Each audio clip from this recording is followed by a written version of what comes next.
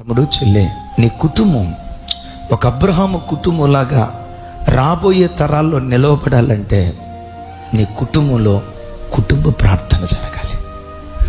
నీ కుటుంబంలో బలిపీఠం కట్టుకోవాలి. ఆ బలిపీఠం దగ్గర ప్రతి దినం ప్రార్థన చేయాలి. పాత నిబంధనలో చూడండి, ఇంటికి యజమానుడే బలిపీఠం కట్టి యజమానుడే యాజక ధర్మాన్ని జరిగించేవాడు. పురుషులారా, నీ ఇంటికి నువ్వు యజమానుడివే. యజమానుడిగా ఉంటే సరిపోదు, యాజకుడివి కావాలి. ఏమండి, కుటుంబ ప్రార్థన చేసుకుందాం రండి, భార్య పిలిస్తే నువ్వు కూర్చోవటం కాదు. యవన పిల్లారా, తమ్ముళ్ళు, నాన్న కుటుంబ ప్రార్థన చేసుకుందాం అని అమ్మ పిలిస్తే కుటుంబ ప్రార్థనలో కూర్చోవటం కాదు. పురుషులారా, మీరు ఇంటికి యజమానులు.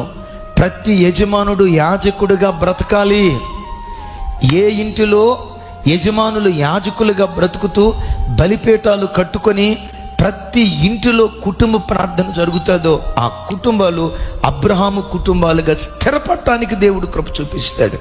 ఆదివారం మందిరానికి వచ్చి ప్రార్థన, వాక్య ధ్యానం, కీర్తనలు, దేవుని స్తుతించడం, ఆరాధన మరలా వచ్చి ఆదివారానికి పరిమితం చేస్తే నీ ఇంటిలో కుటుంబ ప్రార్థన బలిపీఠం లేకపోతే, నేను శపించట్లేదు, లేఖనపు ఆధారం చెప్తాను, కుటుంబ ప్రార్థనలో నువ్వు మోకరించకపోతే, నీ ఇల్లే ఒక బలిపీఠంగా దేవుని సన్నిధిలో మార్చబడకపోతే, రాబోయే కాలంలో నీ ఇల్లు లోతు కుటుంబంలాగా శాపగ్రస్తమైపోతుంది. జాగ్రత్త.